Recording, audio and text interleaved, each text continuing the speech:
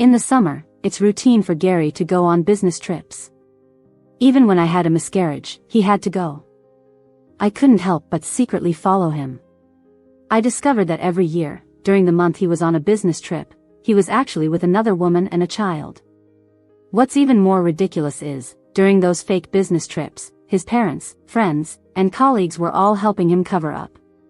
For 5 whole years, I was eagerly looking forward to having our child. I put my heart into building this home. And for what? While waiting for Gary at the airport, I noticed that mother and son. The mom had a delicate, gentle look, her face full of warmth. The little boy, with a timid look in his eyes, clung to her clothes and stared intently at the monkey keychain on my bag. It was a small fabric monkey, a gift from Gary during our honeymoon. It's a bit worn out, but I carry it everywhere. He tentatively pulled it, and the fabric monkey buzzed. The mom gave me an apologetic look and pulled him close, whispering, "That belongs to the lady. Wait till daddy comes, and he'll buy one for you." The little boy stubbornly glared at me, still fixated on the fabric monkey. The mom had no choice but to pat his head and move to the other side. I felt a bitter pang in my heart, unconsciously rubbing my belly. I almost became a mom. Half a month ago, an accidental fall caused my miscarriage. Gary and I have been married for 5 years. We've been eagerly waiting for a baby. Every summer, he goes on a month-long business trip, but I thought this time would be different. I longed for him to stay by my side during this time. But he just looked at me with regret. "Wendy, the ticket was booked a month ago. Can't someone else go for you? I'm in this condition." He hesitated for a long time and then gently shook his head. Saying I wasn't angry would be a lie. I just couldn't understand what job would make him leave his miscarrying wife. So I found a scalper to book an earlier flight. I was anxious, afraid he'd be shocked and angry to see me later. But I just wanted to be near him. I was at my weakest moment. When the flight arrived, the crowd picking up passengers grew. I was squeezed to the edge, trying to protect my still aching belly. Gary is tall, he stood out immediately. I was about to wave, but then a piercing child's voice shattered the air, "Daddy." The little boy shot like an arrow into his arms. Gary's face lit up with a smile, lifting him high. He then naturally held the woman's hand with his free hand. My heart pounded, and the ache in my belly spread through my body. The boy hugged his neck, saying in a childish voice, "Daddy, you haven't kissed mommy yet." When Gary bent down to her, his eyes caught sight of me. He paused slightly, the woman already kissing his lips with a smile. I stared blankly, and a loud voice echoed in my mind. "She's much more practiced than I am." A few minutes later, Gary and I stood face to face outside the airport not far away. The mother and son watched us. My wrist throbbed where he had gripped it, and I finally managed to shake him off. His face changed slightly. "Why did you come here?" I couldn't help but laugh. People really do laugh when they're furious. "Business trip?" "Gary, shouldn't you explain first?" He hesitated, glancing at the 2 people in the distance, beads of sweat forming on his forehead. "Before, I donated some little guys. Later she found me." The woman's name was Linda. She owned a flower shop. The little boy glaring at me from her arms was named Leo. Hearing this name made all my blood freeze. "Gary, how dare you?" When we were newlyweds, we wrote down many names on paper. Gary had pointed happily at the 2 I wrote. "Our boy will be Leo, and if it's a girl, she'll be Daisy." He clearly remembered too, his face pale as he avoided my eyes. "Wendy, I didn't think too much." He explained that Linda contacted him after she had the baby. The baby was small and often in and out of the hospital. Linda reached out just to inform me about the child's condition, fearing he wouldn't make it. Later, when the child survived against the odds, Linda wanted me to spend some time with him when possible, so he wouldn't grow up thinking he didn't have a father. A cold sensation crept up inside me. Thinking back, all of this had been hidden from me since we got married. No wonder he went on a business trip every summer. He sighed. "I only spend a month with him, we don't keep in touch otherwise." I reached for his phone, but he pulled back with a startled look. Usually, he left his phone lying around. I could unlock and check it anytime. It wasn't until now that I noticed this one was different, though the same model. It was a different color, with a family photo on the back. Rage shot through me. Without thinking, I slapped him hard. "Daddy!" Leo shouted, tearing away and charging at me. His small head slammed into my belly. It hurt. I had never felt such pain before. I was rushed to the nearest hospital. During the examination, my forehead and back were soaked, clutching my belly in agony. Gary, holding a distressed Leo, couldn't stop the boy from kicking at me. He yelled, "Don't hit my daddy, bad woman." He screamed that all the way. People stared at me with strange looks, and Gary didn't say a word to defend me. Linda took Leo outside, visibly anxious. She returned alone, clearly guessing who I was. But like they had an unspoken agreement, they said nothing in front of others. The doctor advised bed rest and left the room. Gary tried to help me up. I coldly pushed his hand away. His face darkened. He turned to Linda. "Take Leo home first, I need to talk to her." That simple sentence shattered the last bit of hope I had for him. Linda, looking pitifully at me, wouldn't leave. "I understand you can't accept this, but I just want Leo to have a complete childhood." We always agreed to tell him that Dad was just working out of town and could only be with him during the summer break each year. She started to kneel as she spoke. "Please, I'm begging you, don't tell the child anything." There were other patients and their families in the room, and curious eyes moved among us. Someone muttered, "Is the one on the bed the mistress? That's too brazen." Gary heard it but just furrowed his brows, not uttering a word. Looking at Linda's pitiful appearance, it's no wonder the people in the room sided with her. At times like this, I had to count on myself. I straightened my body and pried her fingers off the bed sheet one by one. "We've been married for 5 years. How old is your son this year?" The room was suddenly filled with sharp, prying eyes, all focused on Gary. Linda had already slid to her knees, trembling, afraid to lift her head. I removed the needle from my hand and felt a bit dizzy getting out of bed. It seems people only truly grow up after experiencing utter despair. I never thought I could be so aggressive. "We've been married for 5 years, and you go on a business trip every summer. Even this time, when I just had a miscarriage, you still had to go on a business trip. So you've been hiding such a big son from me all along? Gary, should I say you're a master of time management? And you?" I stared hard at Linda. "Did you pick one from the sperm bank and get pregnant, so why are you here now? You didn't plan anything, right? So what about publicly kissing a married man?" My voice got louder and louder. "Who knows what dirty deeds you've been up to when I'm not around? Wendy, you." I never expected Gary, who had been silent, to sharply stand in front of her to block me. The man who had dated me for 3 years and been married to me for 5, was now protecting someone else in front of me.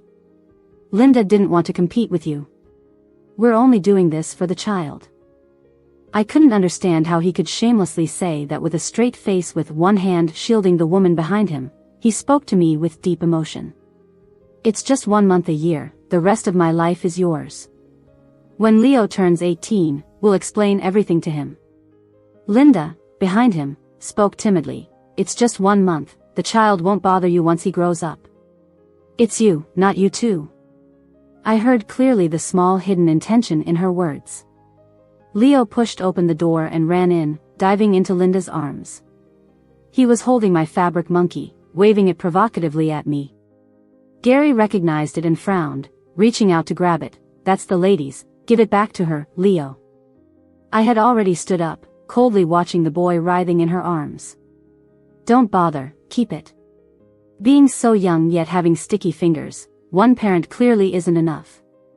Gary reached out to pull me, but I pushed him away as if electrocuted. "Don't touch me. When the storm strikes, stay far away. You don't need to sneak around anymore. There's nothing worth fighting over." I walked out from the room to the street, with Gary closely following. I wanted to tell him to get lost, but I had no strength left. Linda chased after us with the child, gasping for breath. Leo cried loudly, as Gary had taken away the fabric monkey. All the noise was making me feel more agitated.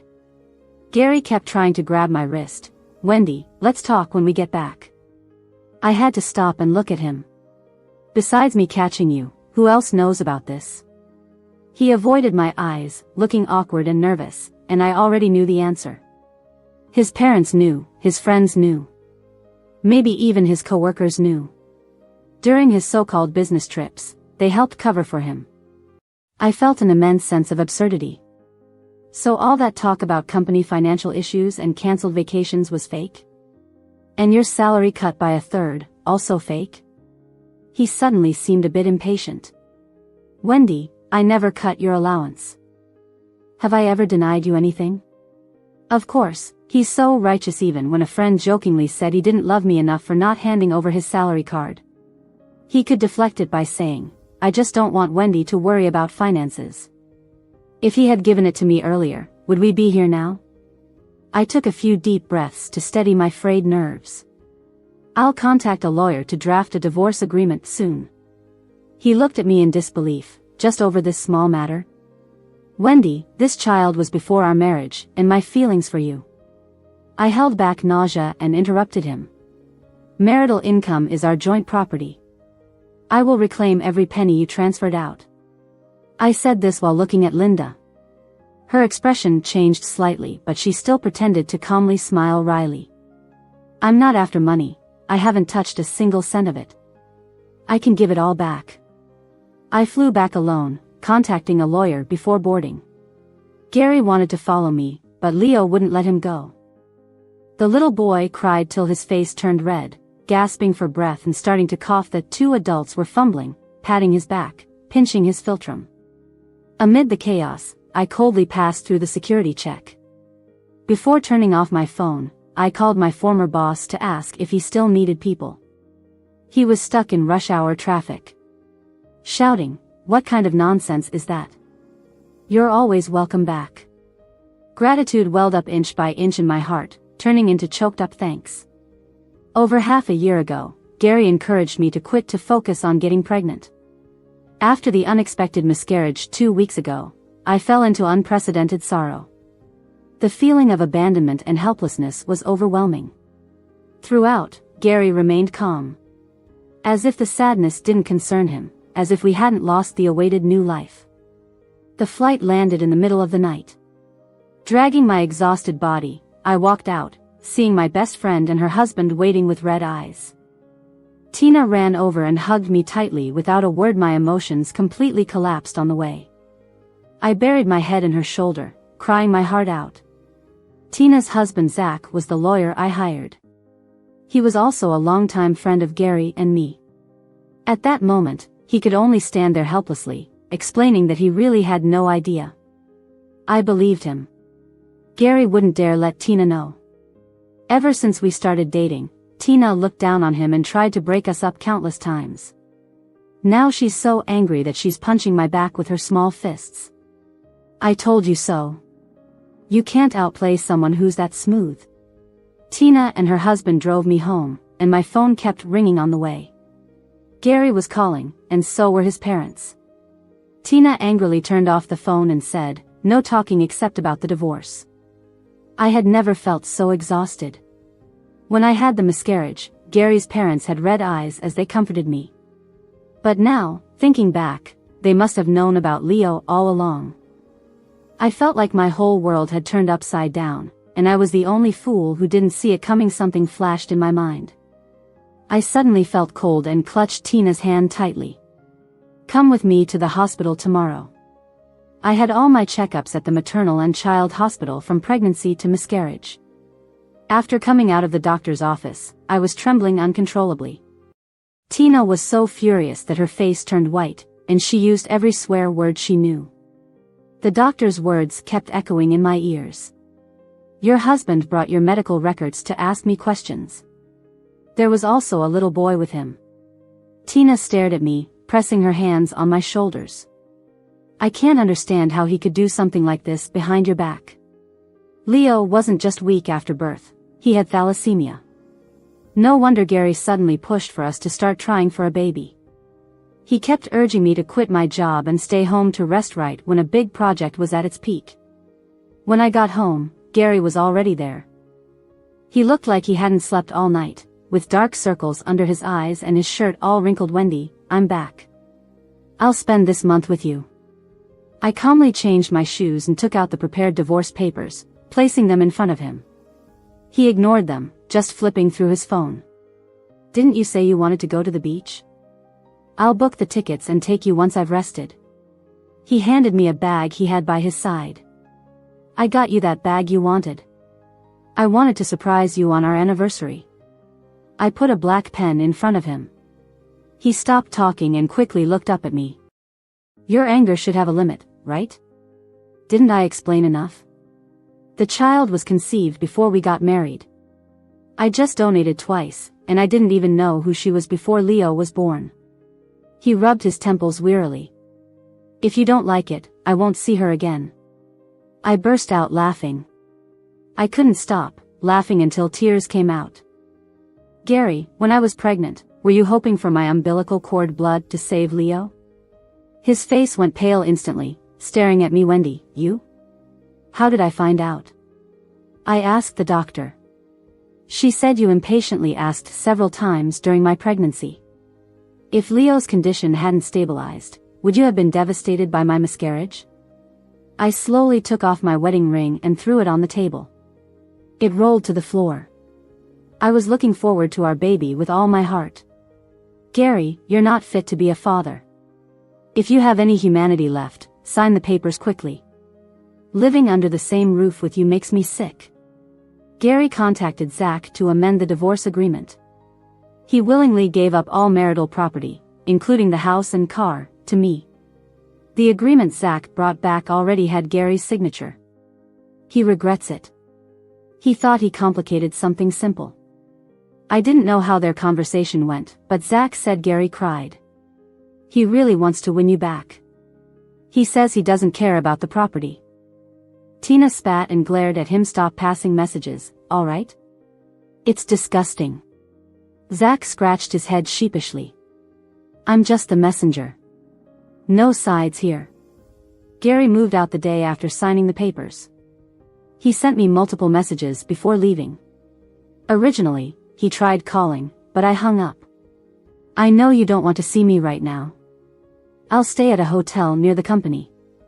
You should move back home and take care of yourself. Otherwise, I won't be able to rest easy." I didn't do it on purpose. She mentioned cord blood, and I just asked the doctor casually. "Wendy, like you, I've always looked forward to our child. That has never changed." I deleted the messages one by one. Keeping them on my phone felt like an insult. The news of my divorce from Gary spread quickly. His parents were the first to show up at my parents' house with large bags of gifts. I heard they were very apologetic, but my parents chased them out with a broom. My dad was still furious when he called me. "They're so old yet so clueless. If they wanted to persuade anyone, it should be you at your place. How could they come to us first?" My parents had always liked Gary, said he was decent looking and had a good job. But they supported me wholeheartedly on the divorce. Especially after hearing about the cord blood, my dad went from calling him a wonderful son-in-law to a jerk. To my surprise, Linda came to see me. Her child, just like in the airport, bumped into me, asking angrily, "Where's my dad? Where did you hide him?" He threw the ragged cloth monkey on the ground in front of me and stomped on it fiercely. "Take it back. Who wants your broken stuff?" He then started banging on the door with all his strength. "Daddy, come out. It's Leo." I looked at Linda with a bewildered expression. Her face was full of embarrassment, but the hatred in her eyes was impossible to hide. She pulled Leo closer and whispered, "The child wants to see his dad. I really can't help it. Right now, he doesn't even dare to answer my calls." I smiled and took out my phone. "Want me to call him for you?" She immediately looked at me with hopeful eyes. "It'd be great if he could come. I don't have any other requirements. I just hope he can have a good talk with Leo." My smile didn't even reach my eyes, which went cold again. "Why should I?" I have no obligation to get involved in your matters. The fear and color slowly drained from her face. Unconsciously, she stood straighter. Wendy, do you have to be so petty with a child? Her gaze swept over my belly with malice. You almost became a mother too. Don't you understand a mother would do anything for her child? I laughed at her. Including using him as a bargaining chip to repeatedly destroy someone else's family? Linda, I'm curious, what was your motive for having his child back then? Before giving birth, you didn't even know who the father was, right? I stepped closer and watched her tense and uneasy expression. Donors don't have their info available. So how did you find Gary? I'm not trying to protect Gary's privacy, just curious. She blushed and covered Leo's ears, mumbling. I just wanted my kid to be healthy. I never meant to hurt you. I remembered the familiar kiss at the airport. I couldn't help but squat and smooth out the wrinkles on Leo's clothes. Answer Andy's question, and I'll tell you where your dad is. Leo brushed off his mom's hand and asked me in a muffled voice, really? I nodded. Tell Auntie, where does Dad sleep when he visits you? Linda tried to cover his mouth but was too late. Of course, with my mom. I looked at the defiant Leo and pressed the speaker button with a smile. Gary's eager voice burst out. Wendy, let me explain. It's not what you think. Leo got excited hearing his voice, jumped up, and tried to grab my phone. Dad, it's Leo. Dad, where are you? He couldn't reach, so he kicked and punched me. This time, I didn't indulge him. I grabbed his collar and pulled him back. What are you doing? Linda anxiously caught him and glared at me angrily. I snickered and spoke into the phone slowly. Please come and take your son away from my doorstep. And if this woman bothers me again, Gary, I won't mind letting more people know about your kid. I hung up and opened the door. Leo was still screaming and crying behind me. As the door slammed shut, they were both left outside. Gary didn't come to get them, his parents did. They knocked properly for a while, but I was busy cooking noodles for myself in the kitchen. I ignored them, turning the TV volume to the max. After a while, the commotion outside stopped. I explained the whole situation to Tina and her husband while eating, treating it like gossip. Tina sneered, what a coward, sending his parents to deal with it. After cleaning up the kitchen, I replied to my former boss's message. Confirmed my start date and went to the closet to pick an outfit. Opening the wardrobe, seeing Gary's clothes lined up, I paused. He left in a hurry, only took a few changes. Maybe he thought there was a chance we wouldn't divorce. I felt a twinge and took a photo, then sent it to him. I won't be home tomorrow. Come get your stuff, or I'll throw it out. He was continuously typing in the chat box. But no message came through, even after I took a bath and got into bed. Instead, there was a friend request. If you were really happy, he wouldn't come back to us every year.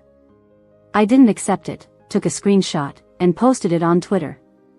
I remembered what Tina once said.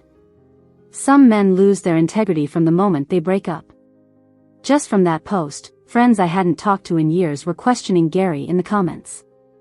Of all the relationships to fail, didn't expect yours.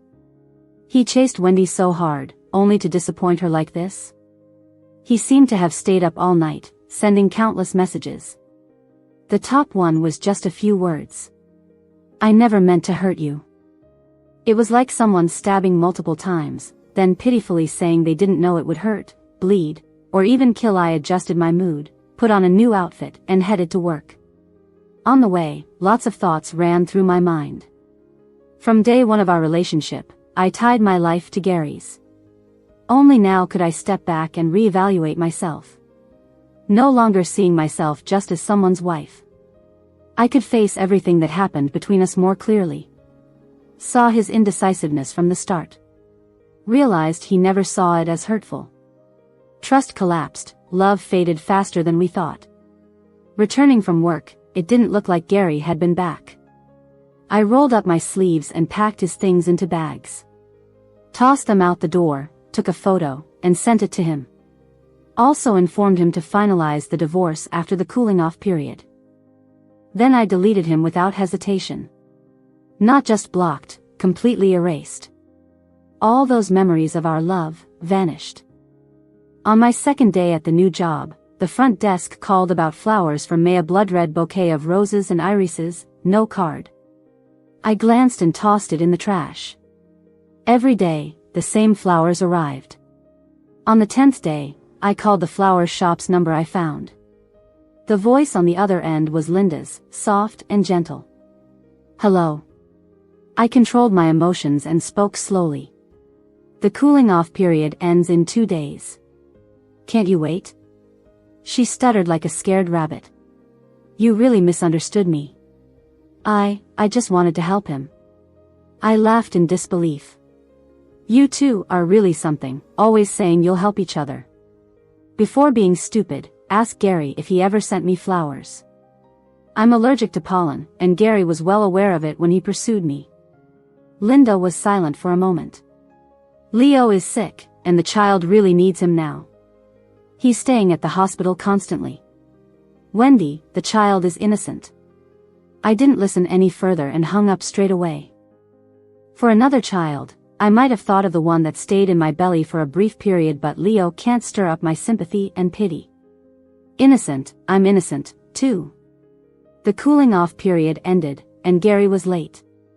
Sweat was slightly beading on his forehead when he walked up the steps, wanting to speak but hesitated. I glanced at him once and then walked inside. He sighed and followed. Wendy, this is for you. He fished out a stuffed monkey from his pocket, the tag still on it. Just like the one I used to have. On our honeymoon, we went to a somewhat obscure small town. The stuffed monkey was handmade, not mass-produced. He muttered, I made a special trip. Luckily, the person was still there. He kept holding out his hand, his eyes filled with hope as he looked at me. I pursed my lips, let's go. I only took a 2-hour leave. I didn't take it, even though it looked very similar to the old one. At the signing part, Gary held down my hand. Maybe it was my icy glare that pricked him because he hung his head low. Wendy, can we think about this again? You know I love you. I withdrew my hand and quickly signed my name. As I threw the pen back to him, I couldn't help but laugh. Gary, if in the past 5 summers, you'd cared about my feelings even once, we wouldn't have ended up here. He had so many chances to come clean.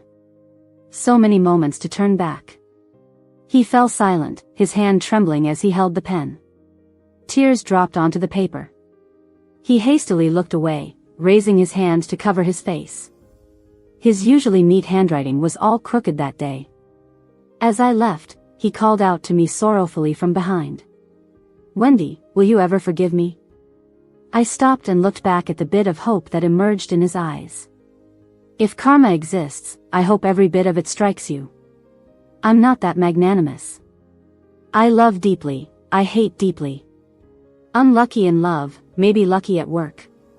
The boss was soon quite pleased with his wise decision.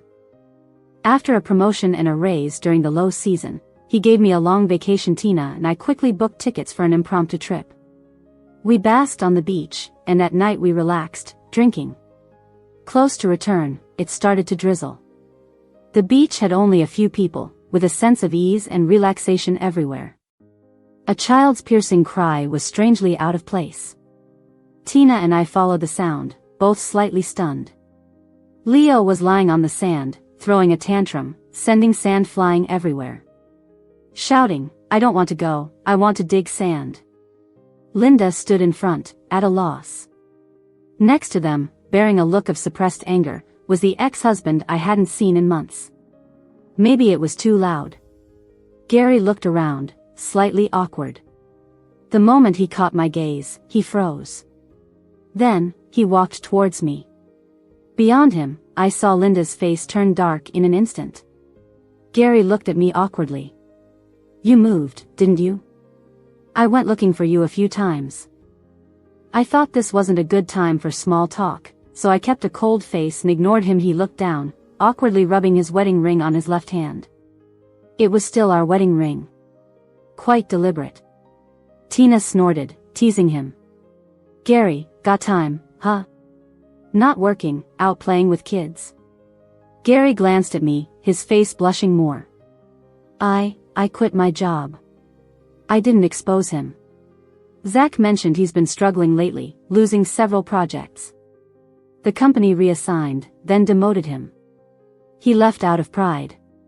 Linda came over with the child, clinging to his arm. There was a bit of provocation in her eyes, but a thin false smile on her lips. What a coincidence, bumping into each other here. Gary's face darkened, stepping aside to keep a distance from her. Her false smile immediately collapsed, her eyes filled with more hatred towards me. Leo yelled for Gary to carry him, but he pretended not to hear. The kid angrily waved at me, "Bad woman." I smiled at him, saying word by word, "Say it again." Bad woman rips little brat's mouths. He wanted to speak, but Linda covered his mouth.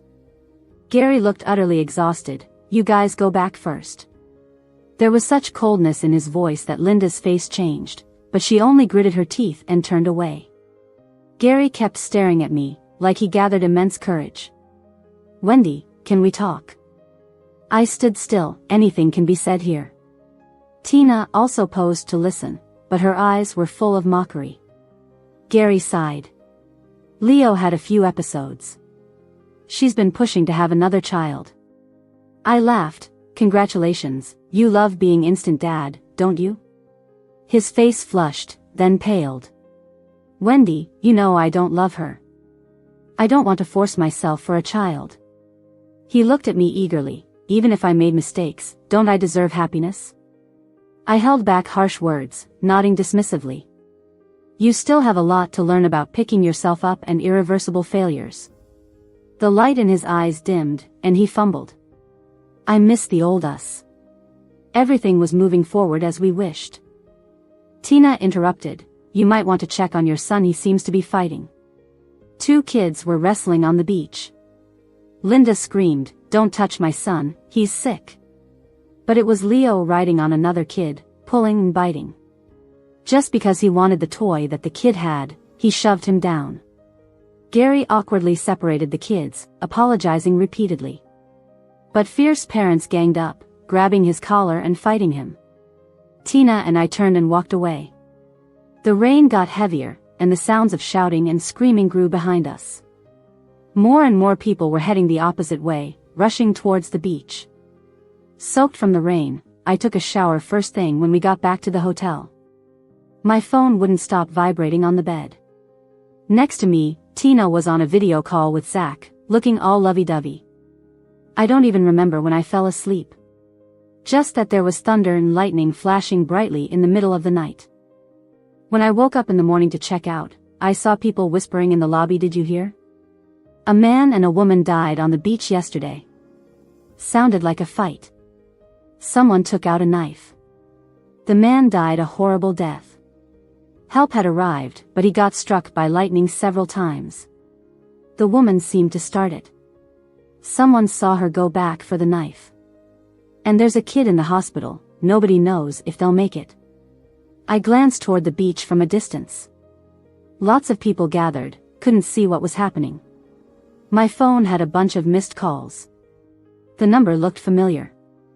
I didn't think much of it, checked out of the hotel, and headed to the airport with Tina. Passing by the beach, something shiny caught my eye. I couldn't help but stop and look down. It was Gary's wedding ring, lying all alone in the sand. Tina answered her phone, her face turned pale as she looked at me. Zach said, "It's Gary." I gazed at the calm sea. No one could tell how wild it was last night. The pain seemed to fade with the ebbing waves. I stepped on that ring and kept walking. Time to go home, or we'd miss our flight. Turns out, what goes around really does come around.